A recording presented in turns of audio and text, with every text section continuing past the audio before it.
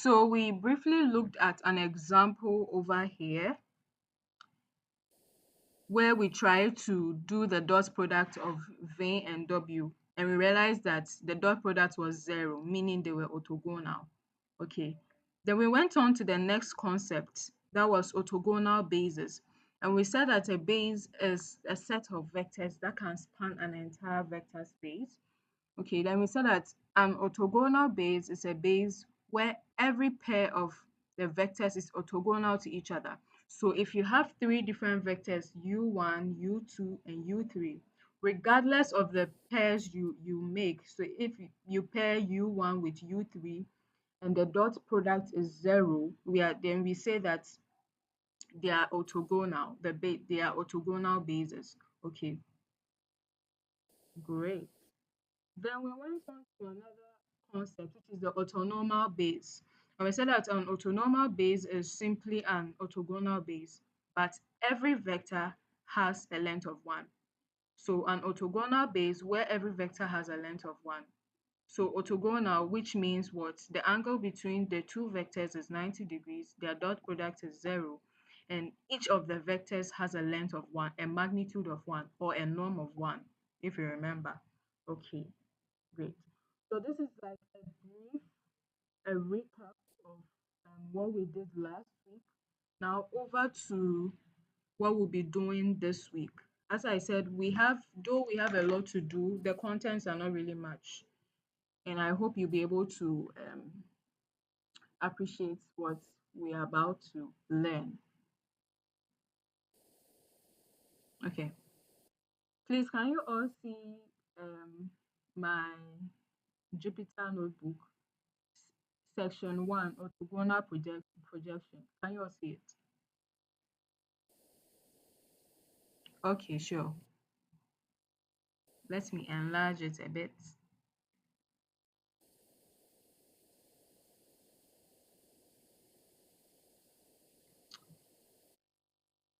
Is it better now?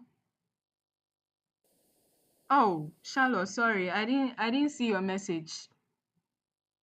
I was saying in case you couldn't, in case you had a problem or something, like you should just unmute and say it. Because when I'm looking on the Jupyter notebook, I cannot really see what is in the chat. But can you see it now, Charlotte? Can you see my screen now?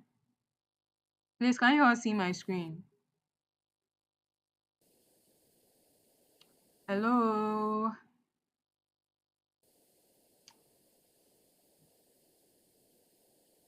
Are you there?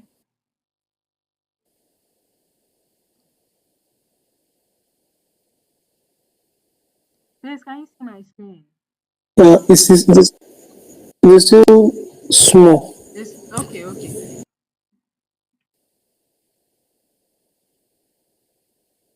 Is it better? Okay, yeah, yes, it's good now. Okay, sure. It's okay now. Okay, okay.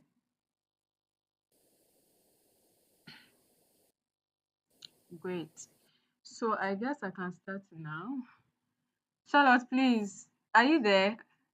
Awudu or Sefiano. Can you see my screen? I want to make sure you can all see my screen before I start.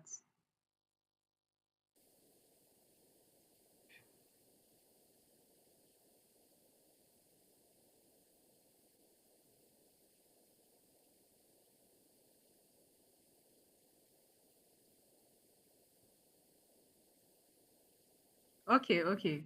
Charlotte, what about you? Can you see my screen?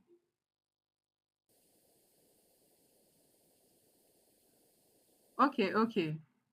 Okay, that's fine. But I hope you can see my screen, Charlotte. I hope you can see it.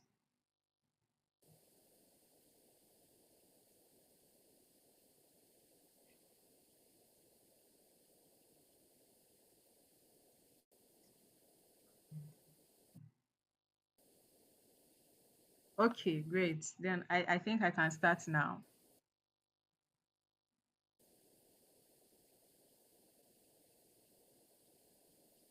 So today we'll be looking at orthogonal projections. And please, I hope you were all able to join last week's lectures. the Sunday's lecture. I hope you were all able to join. Else you may not really understand anything I'm saying here. I'm just hoping um let me see if I can share last week's lecture slide.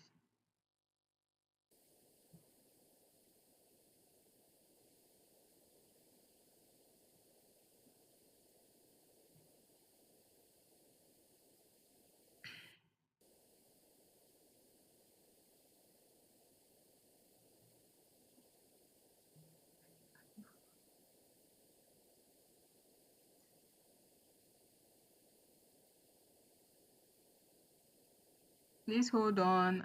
I'm trying to share the lecture slide.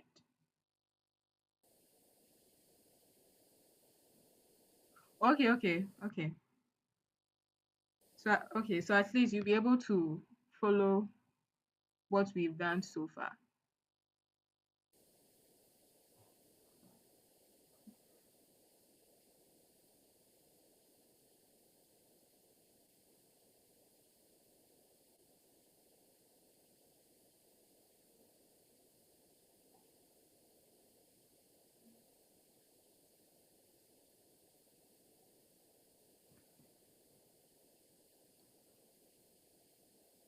So last week we looked at orthogonal projections. Actually, Sarah did a recap of the previous week, and that is what I just took you through today, or just not long ago, minutes ago. Okay. So then I believe we can start now.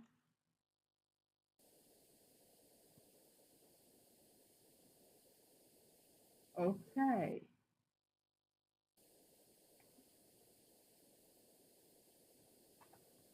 Okay. So the first concept we are going to talk about is orthogonal projection. Says that when we have a vector vane, unfortunately, I wish I had a diagram here to really explain.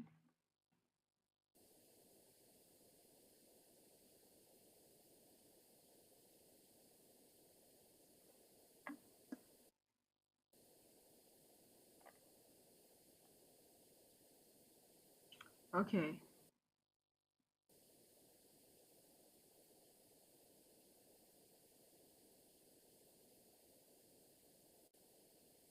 Okay.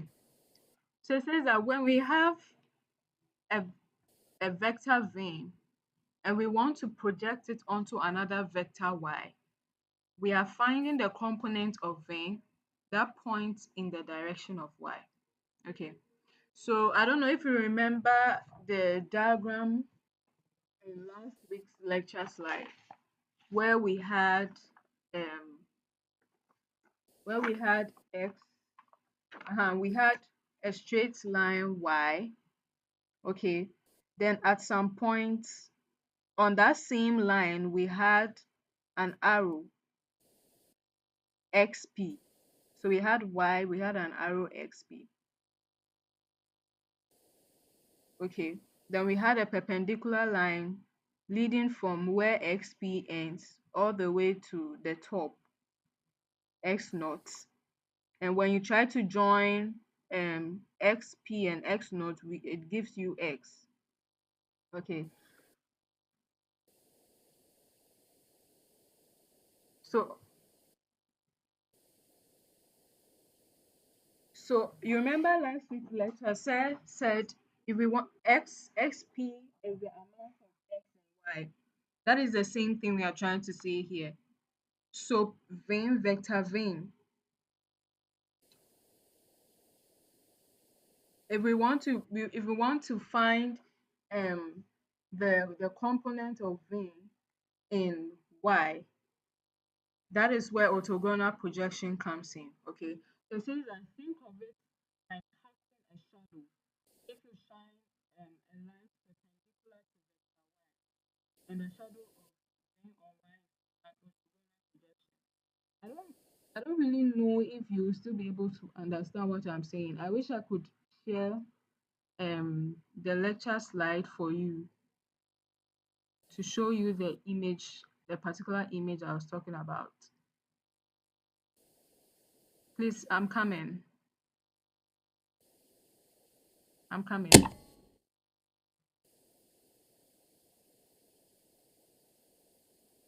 Okay.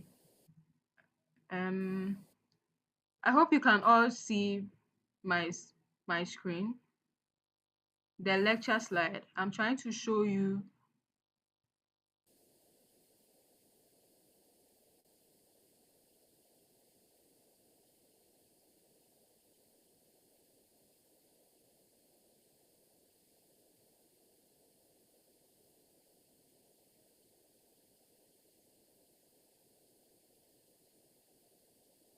Uh-huh.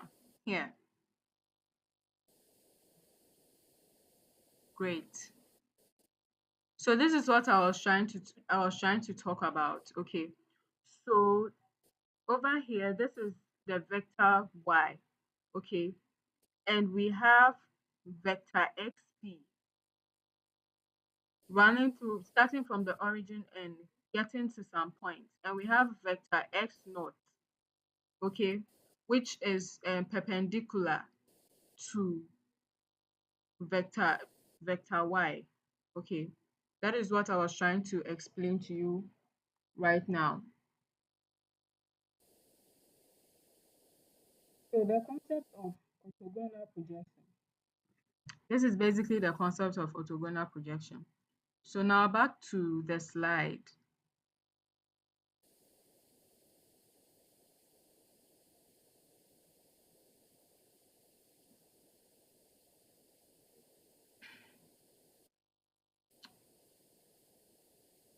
I'm sorry if things are very slow.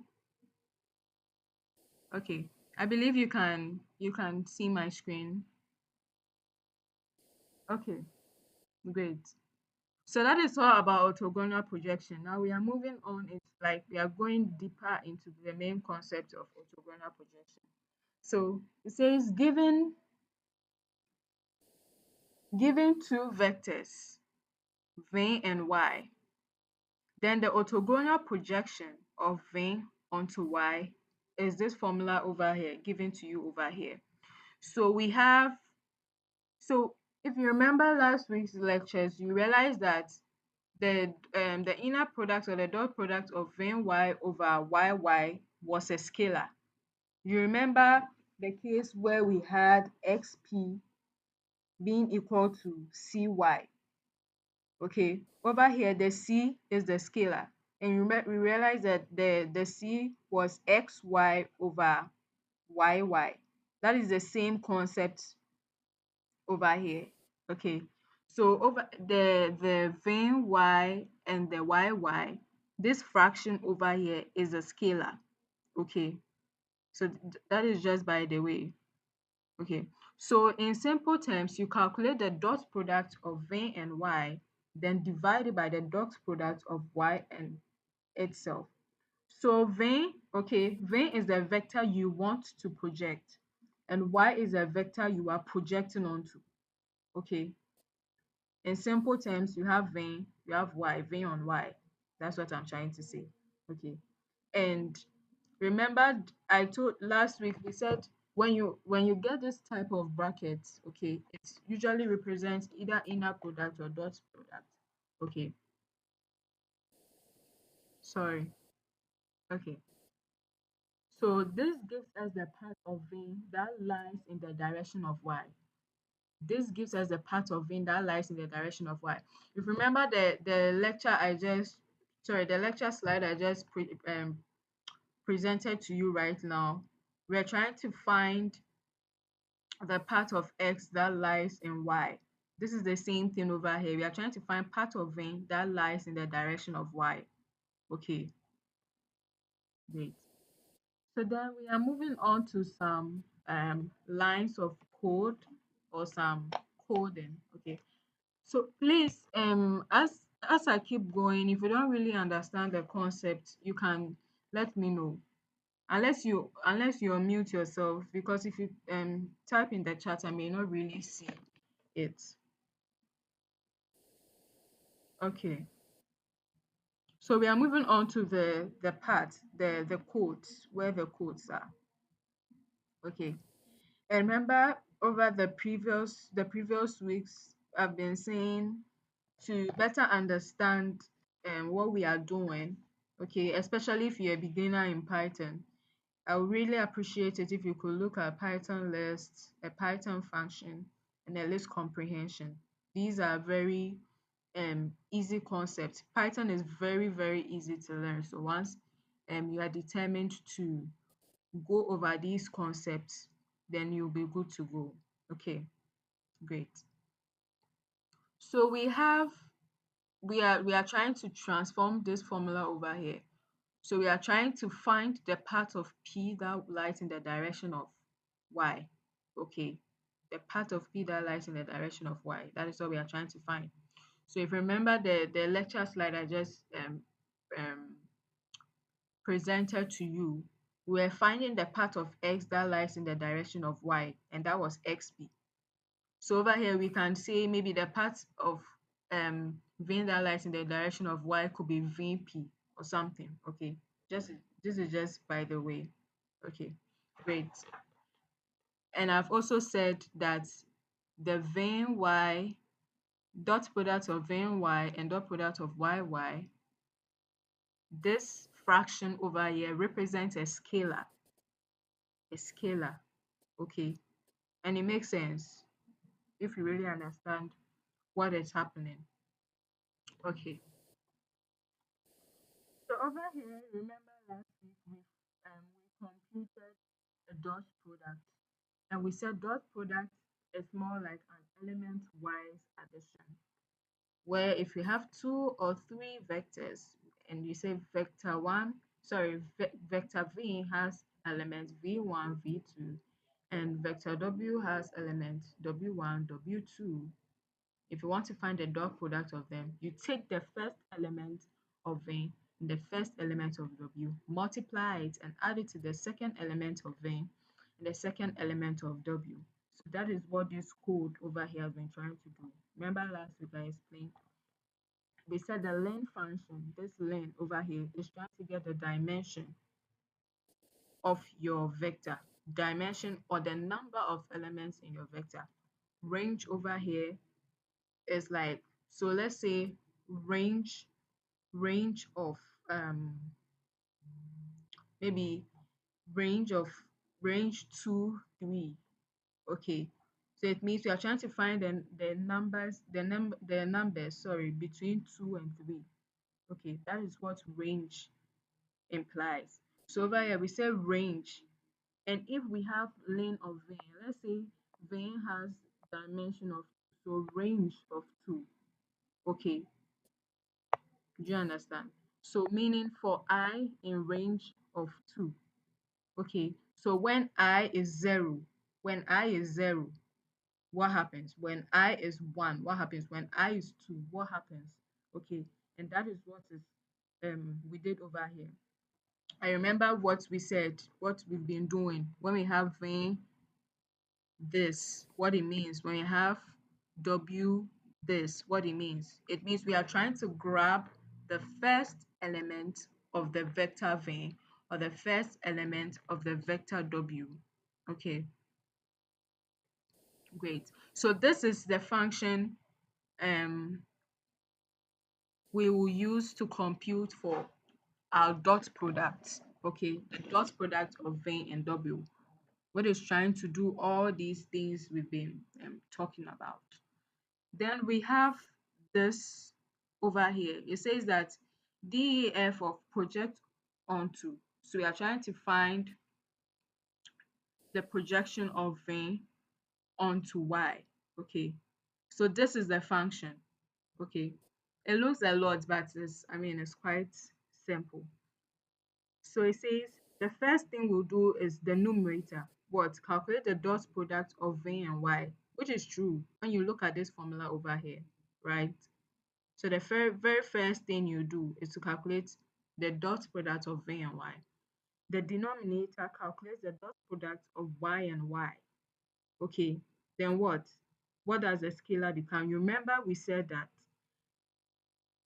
this over here, this whole fraction over here is the scalar. Okay, is the scalar. So scalar is equal to what? The numerator over the denominator. It is a dot product of y and dot product of yy. And we've already defined a function here to describe the dot product. Okay, great. So over here, what does your projection become? Sorry. Remember, so this over here is a list comprehension. Okay, this over here is a list comprehension. And as usual, I am assuming by now, if we're a beginner in Python, you've gone through a Python list and a list comprehension to really understand all of this syntax. Okay, great. So projection over here is equal to what? Scalar times what? Y. So we have y, where is it? So we have yi. I remember I said I refers to the indices. So I can be 0, I can be 1, I can be 2. Okay, I can be any number at all, but it depends on what your range is. Okay, so if your range is 5, if your range is 1,000, it means your I goes all the way to that. Okay, for every y in lane of y. Remember we said the lane function is trying to grab the number of elements in y. And that is exactly what this code is trying to do. If you look at the formula. Okay. So we have an example here. So say we have a vector v and a vector y. And we want to find the projection of v onto y, or the part of v that lies on y. Okay, the projection simply means what part of v lies on y. That's basically that's what we are trying to do right now. Okay, so we have vector v is 3, 1, and we have vector y being 2, 2. Okay, great.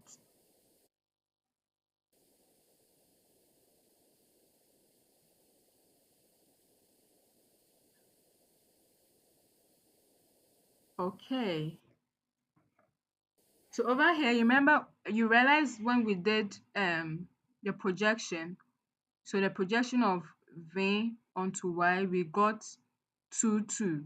Okay, which is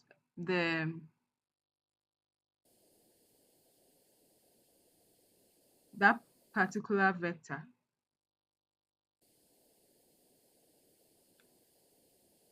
Please, are you following what I'm saying so far? Do you have any questions? Are things clear to you now?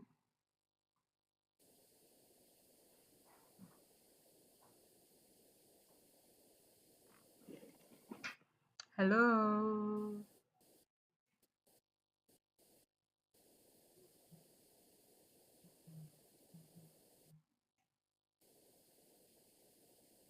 Hello? Please, you understand everything I've explained so far? You can type in the chat. Joshua, Charlotte, and Sefiano. Yes, I understand. Okay, yes, please. I understand. Okay, okay, okay, great. So we can move on to the next concept now. So as usual, I mean, if you are able to type very fast and follow what we are doing, that is fine. But as usual, I'll leave the Jupyter notebook for you to go through everything. Okay. Okay. So this is NumPy. That's the same thing we're trying to do here. Okay. NumPy does it way easier for you. Instead of defining dot product function, NumPy makes life easier. Okay. So you realize we defined the vectors v and y with this. Then we have projection is equal to np dot dot all over np dot yy times y, which is a, so all these is your scalar, and that is what we are trying to, all these. Okay, great. So we are moving on to the next concept. The next concept.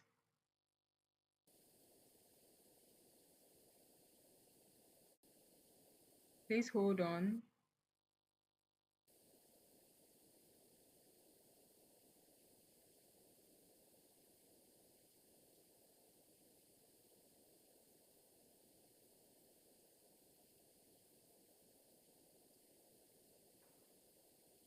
Okay.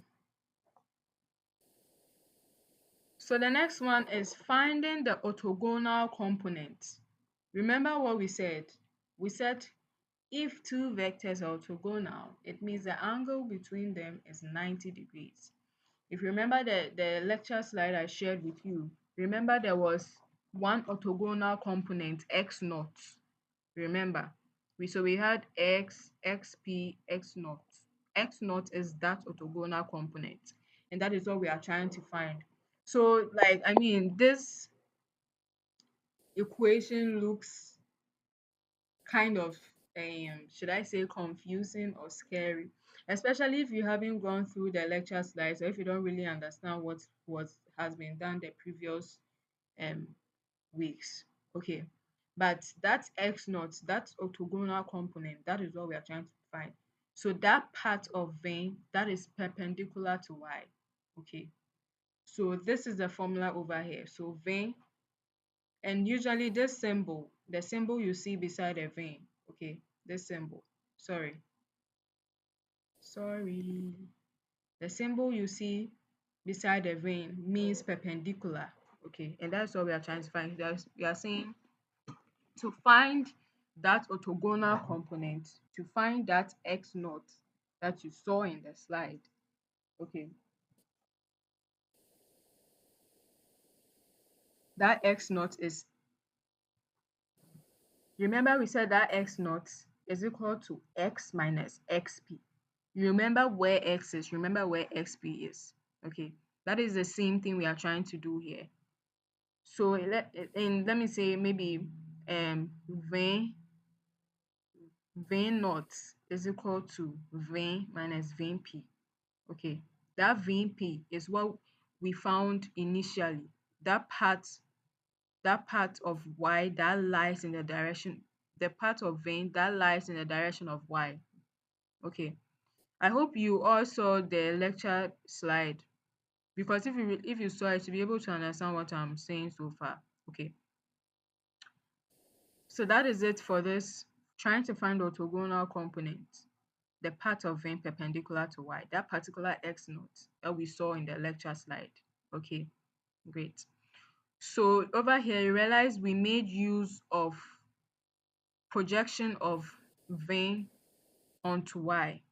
We made use of it over here. So we said that to find that orthogonal component, it is your vein, the whole resultant, minus the projection of vein onto y. That part that lies on y. That's what helps us find the orthogonal components. Okay. Now the next part is the codes. Okay, we are going through the codes. Great. So if you look at this function overhead, of course, as usual, this is a Python function. Okay. So we have a function defined over here. We are finding that component of vein that is orthogonal to y. Orthogonal to y at 90 degrees to y. Okay. Remember the function we defined earlier, project onto y, then y. You remember this function? Where is it? You remember this function, this whole function, where we computed to get to get the numerator, first you must compute the dot product. Then the numerator helps you compute for v and y and y and y. Okay, so remember this whole function, or this whole thing we're trying to do, this formula over here. Okay, so it has already been defined for us, so we don't have to type that whole that whole function again. Once it has already defined in the cell above, we can just call it anytime we want to use it. Okay, so that is it. That is what it's doing over here. So vein underscore pep, vein underscore say perpendicular is equal to what? This is a less comprehension. And remember I said I represents the indices or the position of a particular element in the vector. So for I in range, remember what I said, ranges. Okay, if you have maybe range between 2 and 3, or maybe range between let me say 0 and 3. What are the numbers between 0 and 3? That is what we are trying to do here. So we take and we set len, len helps you grab the number of elements in each vector. Okay, so over here, as usual, we take vein I. So when I is 0, it does it for each use cases. Okay, so when I is 0, just Joseph, please can you mute? Thank you. Okay, so when I is 0, so we take vein 0. So what is the first element of vector vein? What is the first element of vector vein? That is 3. Okay, so that is what um this particular code is trying to do over here. Where are we? This. So this is the function we've defined for this. Okay, this is the formula and this is a function we've defined. Project onto function as already defined in the code above. And to grab the orthogonal component, we do this, which is a list comprehension. Okay, so we have an example here. Say we are given a vector 3 and 1. We are given a vector y. Okay, to find the orthogonal component of v and y, to find the orthogonal component, the part that is orthogonal, the part of vein that is orthogonal or at 90 degrees to the y vector. Okay, that is what we've defined over here. Then over here we said that, of course, to test orthogonality, we try to find a dot product between the orthogonal component and y, and truly we got 0. It should be 0, and truly we got 0 to prove our answer. So this is just a simple visualization. You don't have to chew everything. This is just something to help you understand. I may have to reduce this small for you to see the diagram. Okay, so this is a simple orthogonal projection visualization. Okay, where the blue line represents the whole resultant of vein, the whole vein, the original vein, and we have y, which is like a target, and we have, so either a target or maybe let me say maybe another vector y. Then we have projection of vein onto y. The part of vein, the part of this blue line, that part of vein that lies on y. Okay, then we have vein pep, the part of vein that is orthogonal. So try and correspond the colors of the arrows to each concept. Okay, so we have vein, the original vein, or the resultant. Then we have target y or some other vector y. Then we have the projection of vein onto y, the part of vein that lies on y. That is this green line. Okay, then we have this color orange. yellow. Okay, either of them, either the yellow or orange color. Okay, you realize that is orthogonal at 90 degrees to the y. So that is what we've been trying to do. That is what we've been trying to do over here. So first, we try to find the projection of vein on y, the part that lies on y. And second, we try to find the orthogonal component. We said that we subtract the resultant, which is the original vein, we subtract the projection of v onto y from the original v, or the total v. Okay, so this is a simple visualization to better understand everything that I've said so far. Okay, as usual, you don't really need to understand all of these. I just wanted to show you a visualization of what we mean by orthogonal projection. Okay, great. So we have a mini exercise here. I don't think we'll be able to do it. We don't really have much time on our side. Okay. Now we are moving on to the next concept, which is cosine similarity. Okay. So if you want to find the angles between two vectors, okay, we have this formula over here. So we say, sorry if it's, oh, let me increase the font.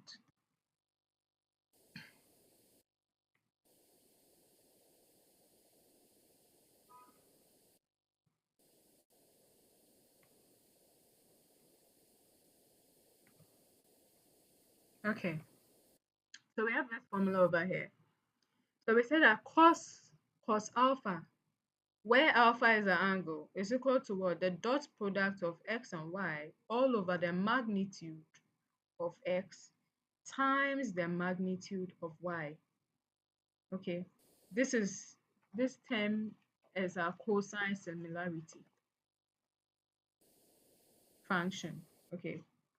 You understand cosine similarity in the latter, but this is just an introduction of cosine similarity. We'll use it later on, not now, but I just have to introduce you to this concept.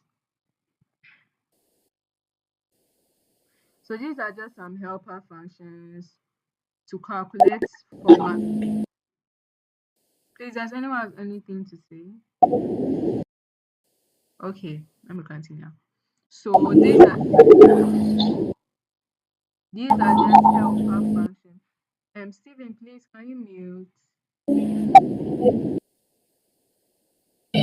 No, please. Please mute. Okay. Thank you. Okay, so these are just some helper functions to help. So dot product, we already defined it above. To calculate for the magnitude, you remember Euclidean norm.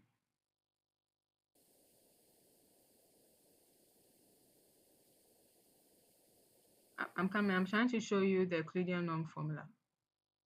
Remember this formula over here. Okay, where we square um each element. So if you have a vector vector, you try to square each. So square root, then the square of each element. Okay, that is what is happening here. It looks very simple because we are making use of the math library. Okay, so you can use NumPy to do the same thing, but over here I'm making use of the math library.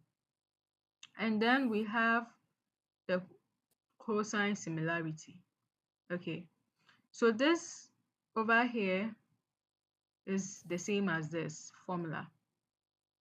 So over here we said cos of alpha, which is our angle, is equal to the dot product of y. That is what it's doing here. So dot of vein 1, then magnitude of 1 is magnitude v. Remember, we've already defined the functions over here. We've defined this, we've defined this. Then we are about to define your cosine similarity, which is this whole expression over here. This whole expression over here. Okay, so we are saying that if magnitude of 1 is equal to 0, or if magnitude of 2 is equal to 0, then raise an error that it cannot compute cosine similarity with a 0 magnitude vector, right? Okay, so it returns the dot over magnitude of 1 times the magnitude of 2. That is what we are doing over here. Okay, so that is it for this concept. And then to find the angle, so what we this everything you see here cos alpha, all this is the cosine similarity. And then to find the angle, you see it says that cos alpha, this expression implies that the angle of this, which is alpha, is equal to cos inverse of that. So to find the angle, okay, to find the angle, we say that we find the cosine similarity of vein 1 and vein 2. Okay, and we try to find the mean. So min is the same as minimum. Mas is the same as maximum. Okay, when you take an angle, it's either between, sorry, the cosine of an angle is either between 1 or 0. Okay, so these over here,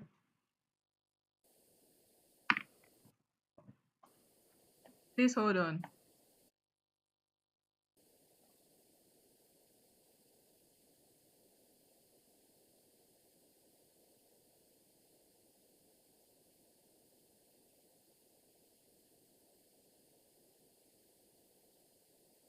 Okay, so let me say this shortly.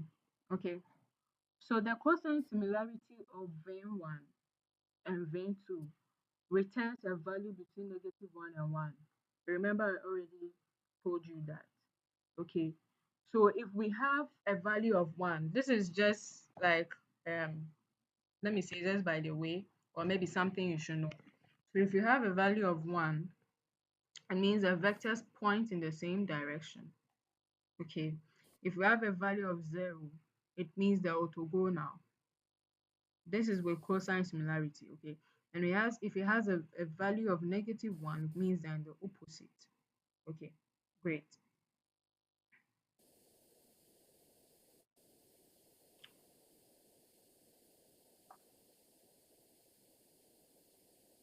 And so that is what we are trying to compute over here. So this angle is what the cos inverse of x, y, all over, that is the dot product of x, y, all over the magnitude of each. So these are math dot a cos. Okay, these are some functions in the math library. So over here, realize that we wrote cos inverse function is math dot a cos. Okay, great. So we have an example here. So say we have a vector P and Q, where P is 3, 4, and Q is 1, 0. Calculate that angle between these two vectors. We use this function that we have defined over here. Okay.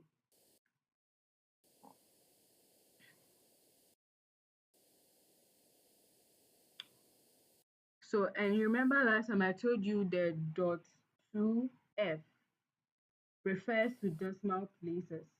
So 2 decimal places. Okay. So we have another example here. This is 3 different elements in each vector, and we are trying to find that angle between them. So regardless of the number of elements you have, this whole expression still holds. Okay, great.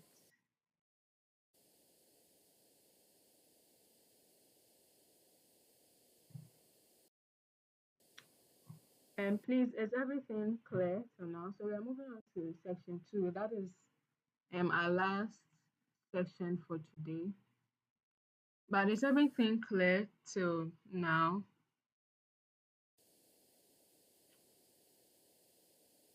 Hello. Okay. So Sefiano. Sorry if I'm not mentioning it well. Sefiano. So Sefiano said is, and please, are you a male or female? So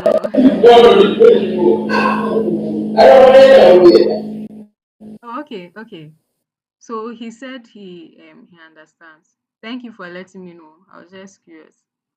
And please, Charlotte, Joseph, I think you just joined, or maybe you joined long ago, but I didn't see. And Stephen.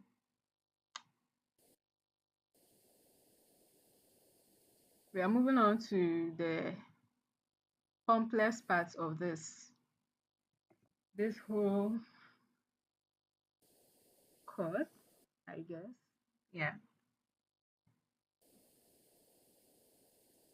Please, everything clear till now? I want us to take some 5 minutes. Okay, great. So I want us to take some 5 minutes break. We'll finish before time though, so don't worry. So just 5 minutes break, drink water, walk around small. Yeah. And we'll continue.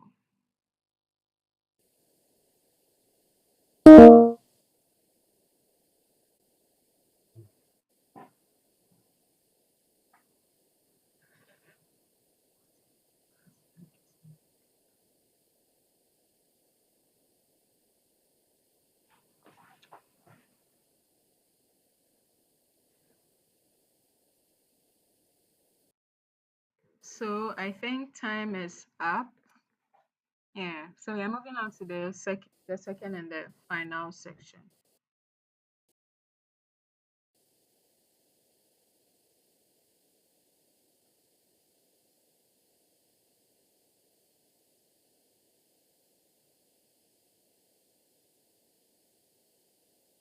Okay. So the second section is the Gram-Schmidt process. So this is like an algorithm. Okay, great. So the Gram-Schmidt process is an algorithm that takes a set of linearly independent vectors and converts them to an orthogonal or autonomal set of vectors. So let's take different concepts and break them down. So first we'll look at what we mean by linearly independent vectors. Okay, we'll look at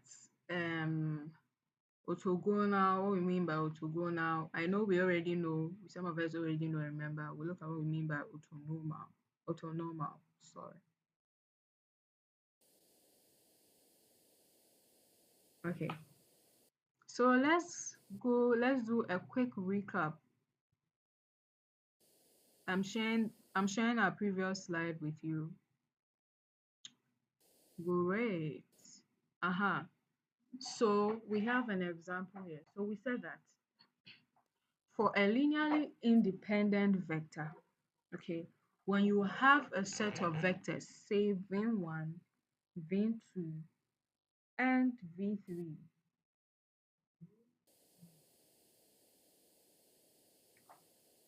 okay, we said it's said to be linearly independent if the only solution to this is 0. So if all possible linear combination gives you 0, and the scalars, that is the scalars between them, that's C1, C2, all the way to Ck, depending on the number of elements you have, is equal to 0, then we say that is where we say the vectors are linearly independent.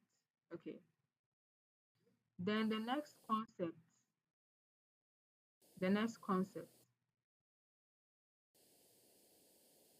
The next concept is orthonormal. Sorry, orthogonal.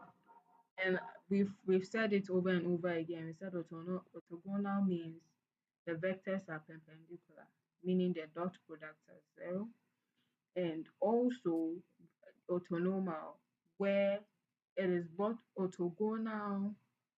Okay, orthonormal. Orthonormal means it is both orthogonal and each vector has a length of 1, a magnitude of 1, or a norm of 1. So over here we are saying that the Gram-Schmidt process is an algorithm that takes this set of linearly independent vectors. Independent is simple. This doesn't depend on the other. Okay, and converts them to an orthogonal or orthonormal set of vectors. Why is this useful? Okay, so orthogonal basis makes calculations simpler. It is used in QR decomposition when in terms of solving least square problems. Okay, and this is also the foundation for many machine learning models or algorithms. That is the principal component analysis, PCA, when you are trying to reduce a dimension but still preserve its features or its values. Okay, so we are going to look at the algorithm step by step. I pray and I hope that once we are done with this, you really understand what exactly is happening. Okay, one step at a time, you'll be fine. Okay, so great. So this is the algorithm. So step one. So given vectors v1, v2, v3, and we want to create orthogonal vectors. So v1, v2, v3, all these are all linearly independent vectors pointing in different directions. Okay, and we want to create orthogonal vectors, or we want to kind of convert them into orthogonal vectors. Okay, so step one says that what the first vector stays the same. So here we have e1 equal to v1. Step two says for the second vector, you remove its projection onto onto e1. Sorry. So again, don't confuse yourself. Just try to recap or try to remember what we've done from the very beginning. Okay, from the very beginning, what we mean by this projecting onto the other, what we mean by then projecting onto y. So over here, what we mean by vein2 projecting onto e1. Okay, so for the second vector, remove its projection into e1. For the third vector, you remove its projection onto e1 and onto e2. So that is how it follows. That is basically the algorithm. Okay, just this to convert linearly independent vectors to either orthogonal or orthonormal. Okay, so of course, this is the algorithm.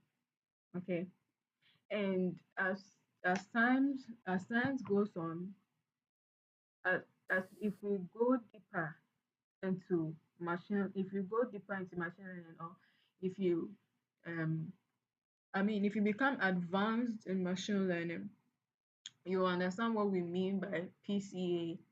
You understand why it is important and why we are making use of this Gram-Schmidt um, equation or algorithm. Okay. So this over here is just doing exactly what we have been doing for the past few minutes, or most likely hours. Okay, great. So of course we have this. Orthogonal is equal to an empty list. So as we keep on, I don't know, it's so this is like we are initializing an empty list where the its value gets populated as it runs. Okay. Then over here we said that start with the current vector. So remember we said E1 is equal to V1.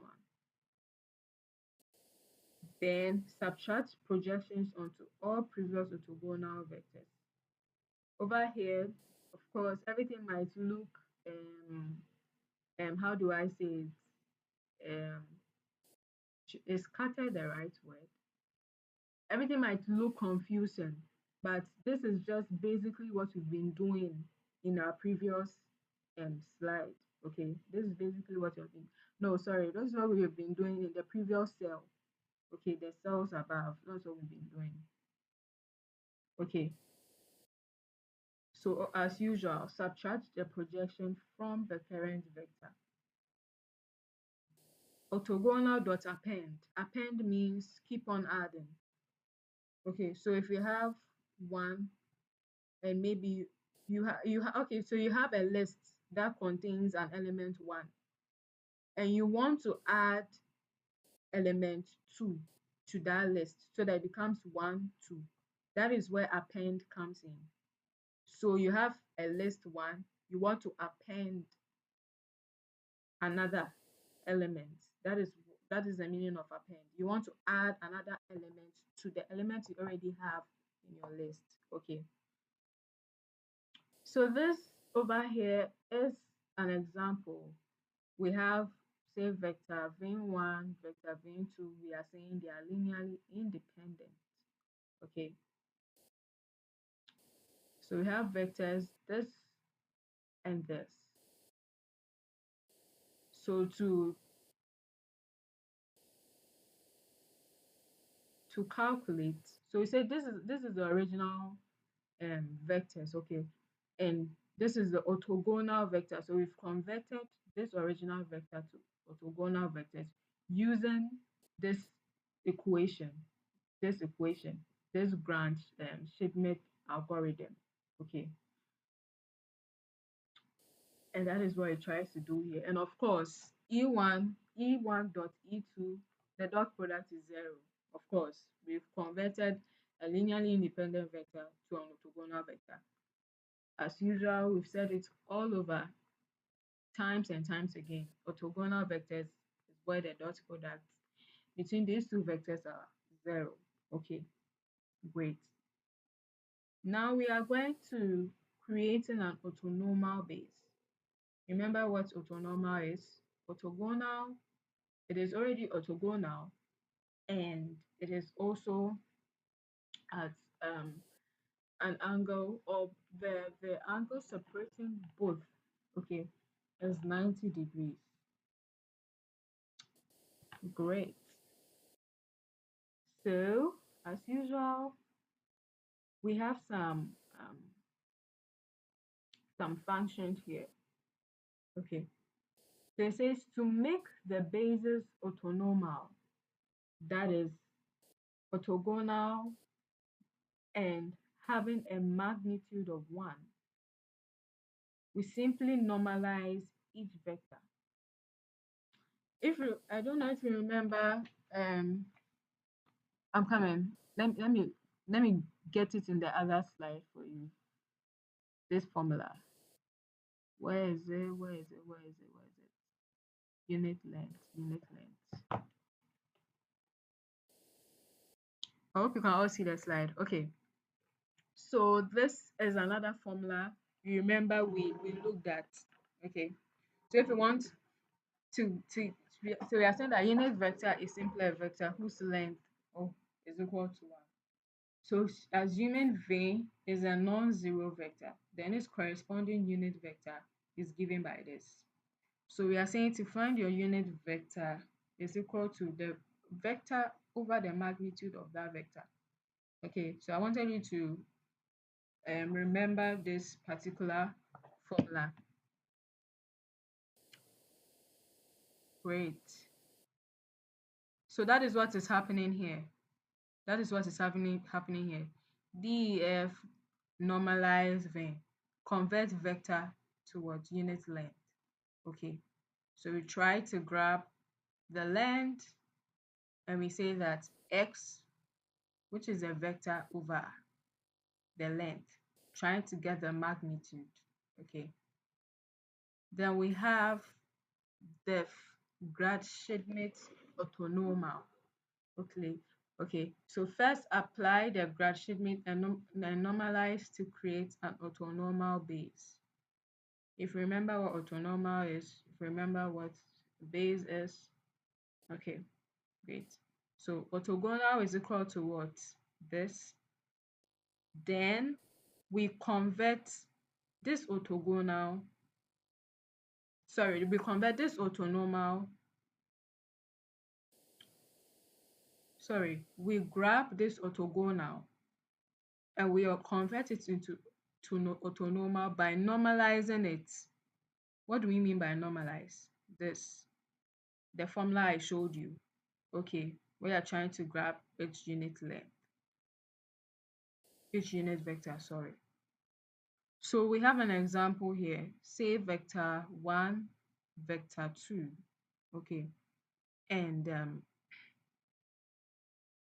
we've defined these two vectors, of course. So to grab the orthonormal base, this function has already been defined, where we first get the orthogonal vectors with this. Okay, then where is it? We normalize it with this function we have over here. If you remember what we mean by normalize, getting the norm. So that is what is happening here. So as usual, we said that if you have dot 4f or if you have dot 2f, what it means is the number of decimal places, okay? And if you have x 2 asterisks, which means what? X raised to the power 2. 2 asterisks means raised to the power, okay? And we said anytime we have for x in something, for something, we are trying to grab the position, okay? So that is it for orthonormal base. I know it's a lot to grasp, but it's always better, okay? It's always best, so it's always better when you before you join the lab, it is always better that you would have joined the lectures first, understood whatever happened during the lectures. Then when we are going over the code, when we are trying to understand what each code is doing, you'll be able to follow. But if you don't really go over the lectures, as I'm explaining the code, so as I'm explaining the concept, you may not really understand it because my lecturer may explain it much better than how I'll even explain it. Okay, or Mr. Isiama may explain it much better than how I'm going to explain it for you. Okay, great. So this is using NumPy. Okay, you realize that NumPy is way easier if you want to calculate for the dot product. If you want to grab or normalize to unit length, we make use of this. Remember what we said by the meaning of append. If you want to add something onto something, you have an element 1, you want to add another element to it. Okay, that is where append comes in. Great. So this is another vector, of course, trying to do the exact thing we've been doing above. So all these things we've been doing, all these things we've been talking about, is how we figure ways to convert a linearly independent vector, which I've already explained to you, to either orthogonal or orthonormal. Please, does anyone have something to say? Okay, let me continue. Great. Okay, so this is an example from the lecture slides. This is an example from the lecture slide. Okay, and of course, we've already defined the algorithm in the previous codes. and we said this is it. This is how the algorithm operates. This is basically how the algorithm operates. If you understand from the very beginning what we mean by projection, if what we mean by vein projecting onto y, okay, you'll be able to understand what exactly this formula is doing, okay, or what exactly is happening here. Okay, you remember the only time we were trying to find orthogonal component was when we subtracted the main vector, when we subtracted the projection of vein onto y, or where vein lies on y, from the original vector, the total vector, the resultant vector. So that's the same concept we are applying over here. That is basically the same concept, and all this is trying to do is to convert these linearly independent vectors to what? Orthogonal vectors or orthonormal vectors. So first, if we convert to orthogonal vectors and we get this, then we can normalize to give you orthonormal. Of course, orthonormal is orthogonal and a unit length of 1. It's as simple as that. Okay. So I am hoping that when we share this, um please, I don't know, I'm just curious a bit. So when we share the slides, do you really go over to understand what is happening? Please, can I hear from all of you? Yeah, Joshua, was your hand up? Yes, yes, I have a question on that. The algorithm for using that Grand Schmidt uh, this thing in the code. Yes, please. It seems you are subtracting the. Can you hear me? Yes, please, I can hear Hello. you. Okay, I Try said in on the your code mute. you are subtracting the.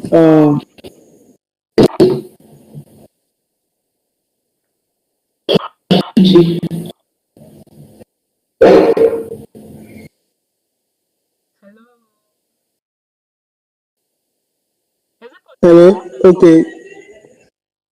I said, I said that in the algorithm Okay. you are to get each of the e's. It is only the first one that the vector is the same. While for the other ones, you are subtracting the the projection of that vector on the previous vectors. Exactly. Now E2 here is saying V2 minus the projection of V2 on E1. Yes. Okay, I think I get it now. Oh, I okay. thought you are using the original vectors Oh, no, no. before. I get it now. Yes, please. Yes, please. Thank you. Oh, please, I have a question. Seeing, like, do you go through the physical notebook to understand each concept, or how do you do the assignment?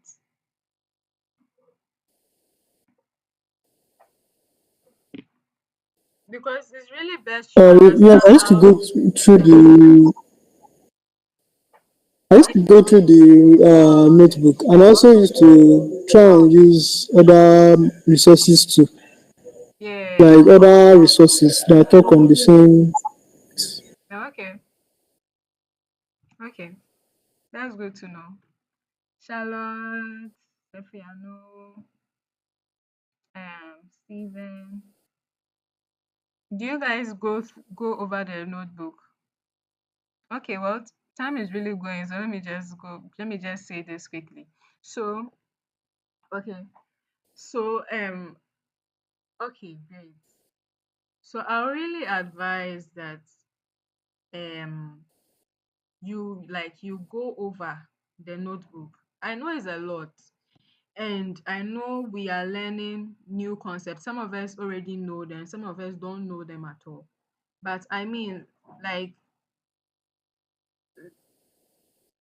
I don't know, every single day you learn, okay? Like, as times goes on, even in your conversations with others, you learn something, okay?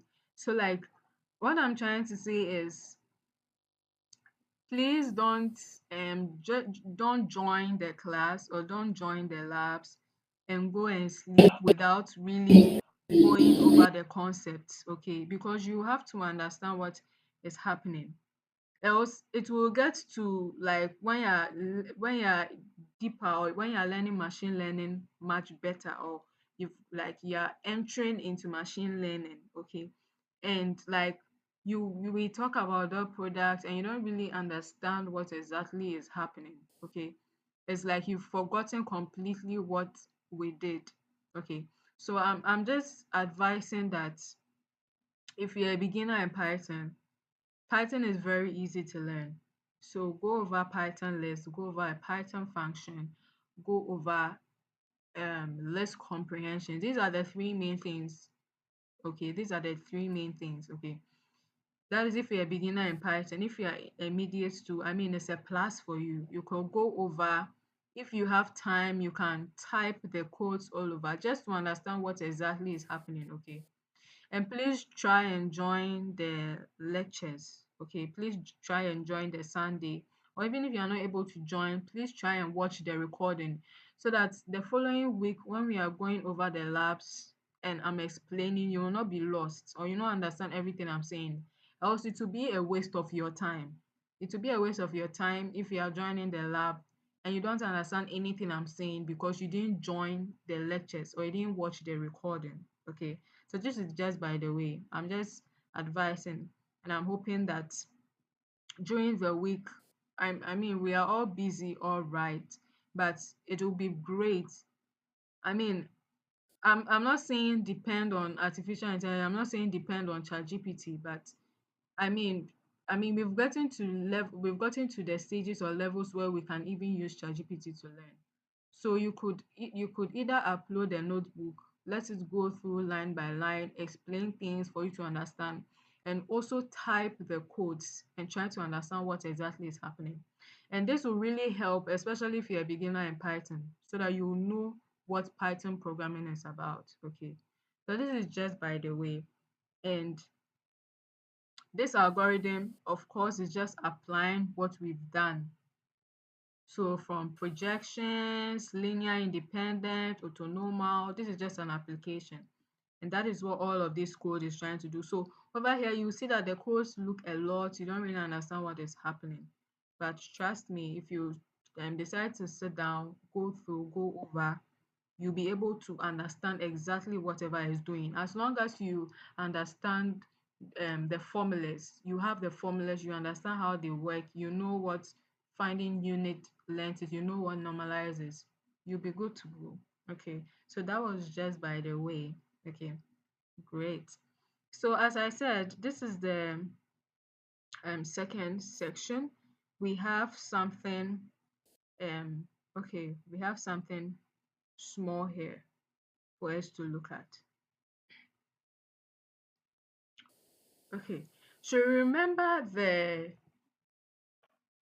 movie recommendation question Sir helped us, or Sir told us to solve.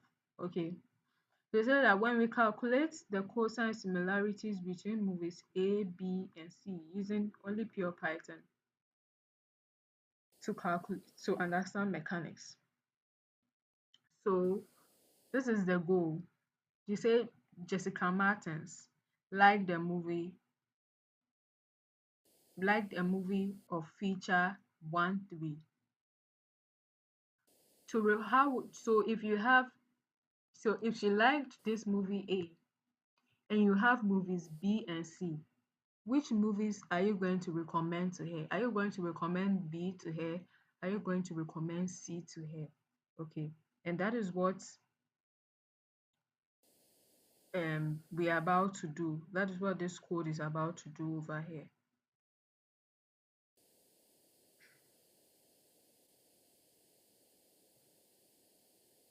So this is it. So we define our movie vectors. A, of course, we said a vector is a Python list. So we have vector A, vector B, vector C. This is just printing your vectors. Now this is where cosine similarity comes in. So we said the first step is you calculate the inner product function for numerator x and y, magnitude for the denominator, then cosine similarity function combines all of them. So these are just helper functions to grab your inner product. Of course, to calculate for dot product, the length must obviously be the same. Okay. So that is it. The first thing we do is to calculate for the inner product. Then the second thing we do is to calculate for the magnitude of each of the vectors. Remember, we've already defined magnitude, the Euclidean norm that I showed you, root of the squared of the elements of each vector. Okay, great.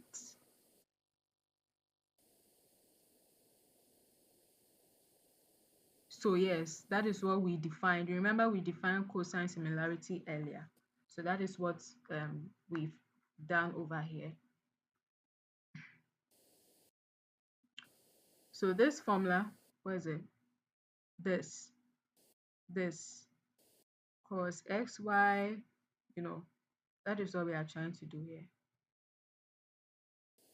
So the denominator is the magnitude of vim and times the magnitude of this. Okay. So the numerator all over the denominator. Then it gives you an answer of this. And we said that usually we are looking for the number closer to 1. Okay. The most similar is the number closer to 1. And over here we realize that the number closest to 1 is 0.9648. Okay, great. So therefore we said that we would recommend movie C to Jessica because that is what is similar to A. So in conclusion, we can see from our calculation that the similarity between movie A and B is 0.70. The similarity between movie A and movie C is 0.9648. Says that since 0.9648 is greater than this, so we are not, I want you to understand that we are not only looking at what is greater than the other, we are looking at what is closer to 1. Okay.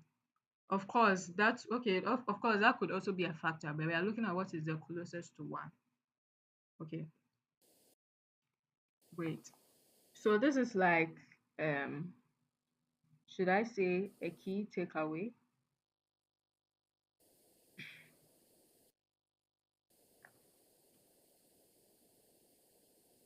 So far, is everything clear to you? And please be checking your Canvas. There are usually loads of assignments on Canvas.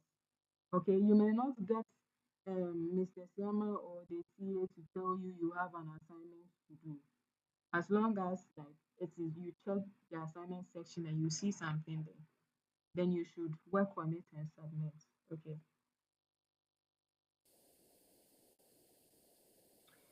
So as usual, I always say that I apologize if I was not able to um break things down, especially if you're a beginner in Python. Okay. I, I always I always say this,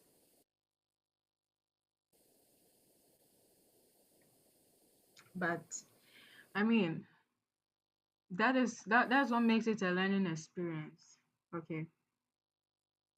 So we said linear independence if we have vectors v1, v2, v3, and we try to grab the linear combination of all these and equate it to 0, then each scalar should be 0. But for linearly dependent, each scalar should not be 0, sorry. So a scalar can be 1, 2, any other number. But when the linear combination still gives you 0, then we say it's linearly dependent. Okay. So these are the key takeaway.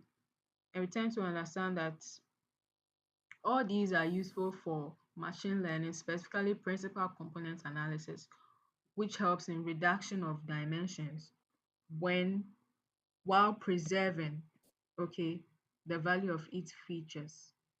Okay, so that is all for today. Um, as usual, if you do not really understand the concepts, I advise that we take we go over and look at the lecture slide, then we look at the Jupyter notebook.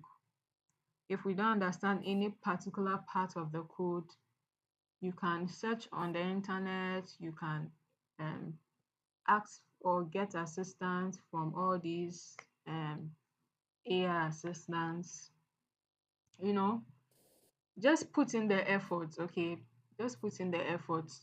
I don't know, like don't join every Saturday, every Sunday. Don't join every Saturday, every Sunday for 6 weeks and like you will not really gain anything out of it. You will not really learn anything out of it. Like you're just joining for joining sake, or you're just joining for certificate. Okay. So my name is Nanaya Domado Kwamponsa. And yeah, thank you so much for having me. If you don't have any questions, yeah, this is all for today. I am hoping to meet you next week. And obviously, by Monday or by Tuesday, there'll be an assignment you have to submit. And there'll be an assignment you have to submit, and the deadline will be